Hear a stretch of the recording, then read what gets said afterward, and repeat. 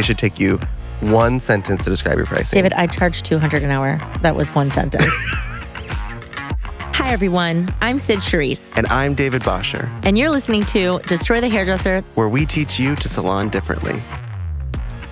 If you are still using a front desk in your salon, it may be time to future-proof your business with Aura Salonware. Aura allows you and your team to check clients out from any device. That means there's no need for a front desk or front desk overhead. What's even more amazing is that clients can check themselves out using the Aura app from their own device. With Aura Salonware, you can finally let technology streamline your business. Start removing your front desk today by visiting aurasalonware.com/DTH to receive special discounts and promos. Are you exhausted trying to get your team to understand the cost of product use? Let's jump into the future with Salon Scale. Have more proactive conversations with real numbers that can help create less waste. Salon Scale software is a pro stylist app that gets your team educated on the real costs of doing business. Salon Scale is a great solution for wasting less color and making more profit. Visit salonscale.com/DTH and use code DTH10 at checkout for 10% off. So this episode's gonna be kind of fun because we don't do a lot of like salesy, like how do you make money instantly and how to. But there are some of our methods that are instant. In my opinion, they're instant profit generators. Yeah. And I would say the first one is removing the front desk. Mm-hmm. When there's a difference between just removing the front desk because... Well, we are 26 seconds in and you just like hit them with that. Well... I love it. Continue. Well, I have other methods I want to get to. But removing the front desk, I think when people hear us talk about that, their thoughts like, but why? You know, like, why? But... I think a lot of people can't wrap their head around it. But what I think is funny is that no one can wrap their head around the concept, but yet everyone's okay paying the front desk more than the owner. Mm-hmm. And that I don't fully understand. So most of the time, if you own a salon and you're paying for someone to sit there, whether it's one person, two people, three people, and their job is really just kind of micromanage the front area, it's not that that job isn't worth money. The problem that we have with it at DTH is that when I ask the salon owner how much they make, it's nothing. And it's not. Or they're like, I haven't paid myself in 6 months. Or I just make commission off of the hair I do, or, you know, whatever it is. And then you're like, how much do you pay all your support staff? And it's like $60,000 to $80,000 a year. Mm-hmm. And you're like, well, wouldn't it make sense to remove those people, to remove that and let technology take over? And then you give yourself a salary of 60 to 80. Yeah. That is, when we say instant money, I mean, it's not that it's easy, but that's how fast some people's lives can change. And I've met a lot of salon owners that will just keep working to pay a support team, to keep working to pay a support team. It's exhausting. And it's a cycle that like, it has to end. I think it gets to the point where then the salon owner is becoming more of being a reactive hairdresser than being a leader for the team. And then the collective vessel of the team, I mean, it always ends in a walkout. And the reality is it's like support staff isn't a rule that you, I don't know who decided like, if you open a salon, you have to have support staff. And you have to that. It's more of a luxury and an unnecessary one, honestly. And I think that's what happens is like, they're like, well, we have to have this and we have to have support staff and we have to do this. And I see so many salon owners just like crash and burn when when you get into coaching, we look at everything and we're like, you can't afford a front desk. Sorry. Yeah, I mean, not only is it a method that we remove for so many other reasons. It became a method mostly. Is like, like you can't afford your manager. Sorry for you. And a lot of salon owners are very emotional of like, but I love them, or I can't live without them, or they do so much. And it's like, yes, but you're not profiting. Yeah. Like this is. Why did you go into business? And again, if the salon owner is not profiting, the business is not sustainable. So removing the front desk is a big one, and even though it's controversial, or we obviously have a whole method, all of our methods lead into everything. For the sake of the podcast, like there is more to it. But like I don't got time. But get a coach. Book a discovery call if you want to learn more. Whatever excuse you have for not doing it, we've already dealt with it. Yeah. So like don't even and don't even all try. of our salons don't have front desks and they're thriving. I think the removing the front desk situation has always been And for those of you that are listening that are part of the front desk team, we love you. It's not that support staff personal. isn't incredible. It's just if your salon owner isn't a financial place to, like I said, it's a luxury. Like you need to build the business up to be able to afford people. We wanted to hire support staff years ago, but our business wasn't in a place to do that. And we had to continue to work and build the wealth of our business so that we could have a support staff. And then that support staff was able to help grow our business even more. Yeah, if it's pay support staff or pay your mortgage. I mean, it's pretty clear to me.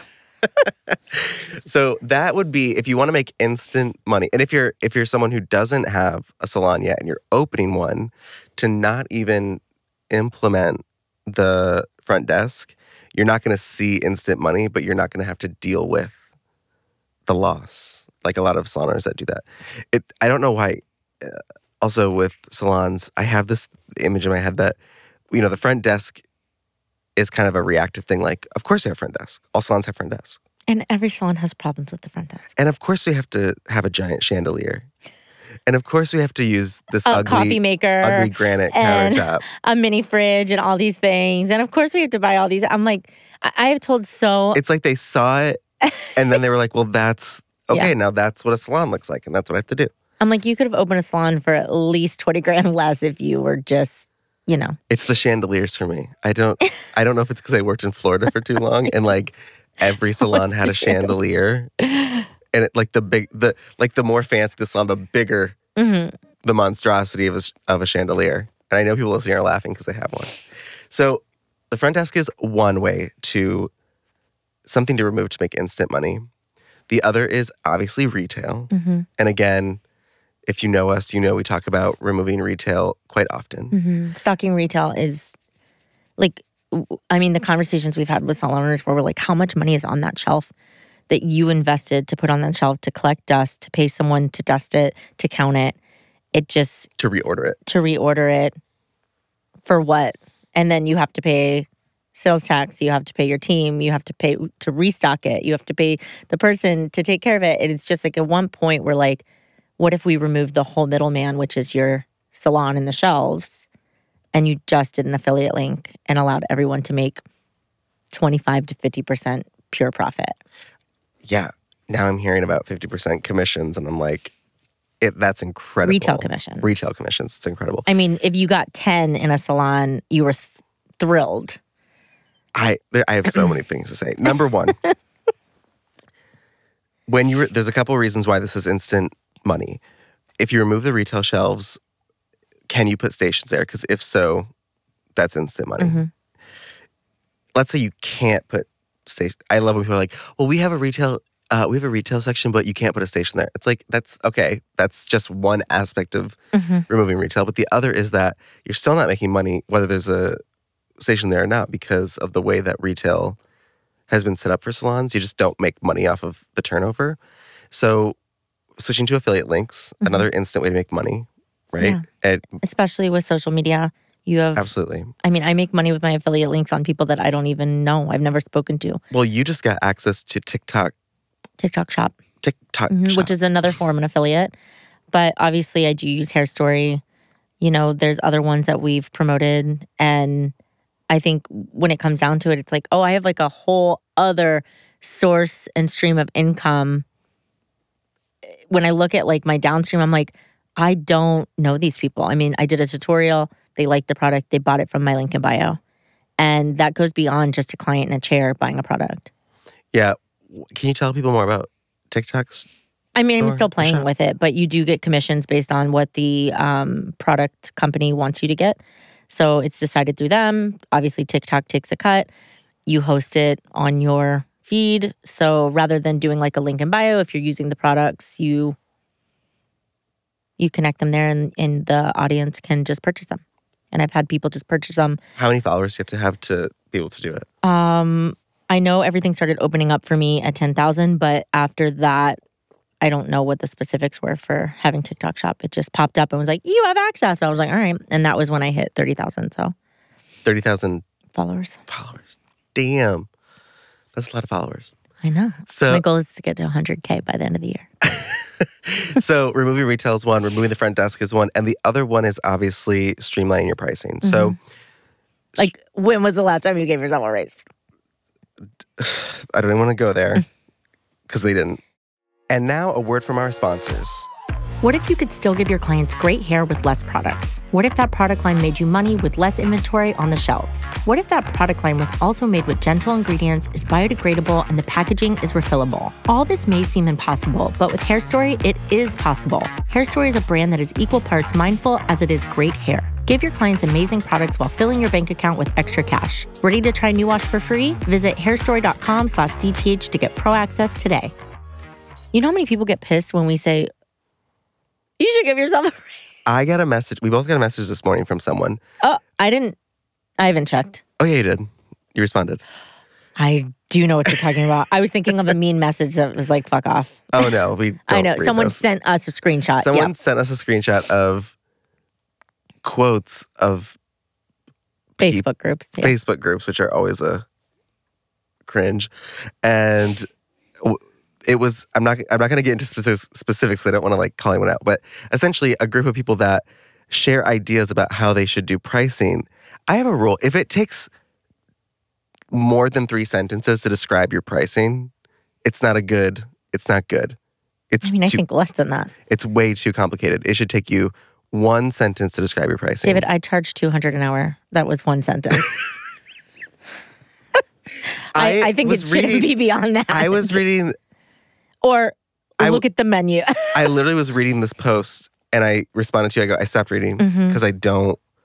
If I was a client and someone started talking to me about that, I would be like, I got to get out of here. It was like, I have a membership and with that membership, they can, if they book, they can get 10% off for the year if they book it for this.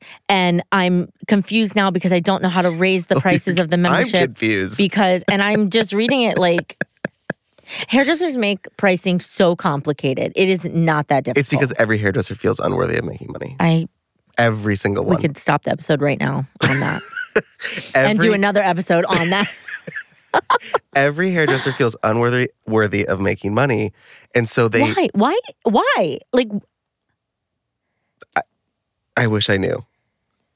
At some point Someone needs to study us. Someone needs to study hairdressers and like get to the root of... Is there like childhood trauma that happens and then there's something that flips the switch and then we're all like, we should be a hairdresser? Like what is the link? I think it's like we were all raised by weird narcissistic parents and then we have to take care of everyone for as cheap as possible. So we're like, let's go into a service industry. Yeah. Yeah. That's why, I think nursing, the same thing about nurses. Yeah. They're like, I have to be honest, for all the nurses out there, how you take care of people and make no money, there's no fucking way.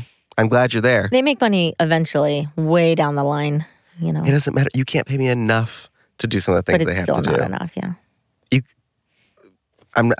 Just the nastiness of dealing with people. Absolutely no. So you're gonna talk about buttholes again? Not today. I'm too tired. But I feel like pricing could be so simple, and the more simple DTH makes it, the angrier people get. The self-hating hairdresser comes out in everyone. And hairdressers that think they shouldn't raise their prices are like gay people that think gay people shouldn't get married. Mm-hmm. You're like, what? Yeah. Like, what? This is not beneficial for anything, for anyone. Well, at some point, like, you have to stop. If you're constantly complaining that you don't have money, there is a solution. I think you nailed it. I think people are afraid. What happens when they have nothing to complain about? Yeah. What happens when they're wealthy? What happens when they don't have to work as hard? There's always going to be a problem. I don't deserve this wealth. But I mean, talk to people like that. The fear is not that they'll get it. The fear is, what do I do when I have it and I'm successful? And then what? What happens when I have the house I want, when I have the job I want, when I have the team that I want?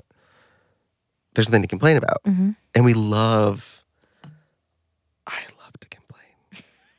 So, going back to how to make money instantly, streamlining your pricing, making your offer as clear as possible. And when you streamline your pricing, the reason it gets kind of scary is because you realize, well, I can't charge that. I got to charge more.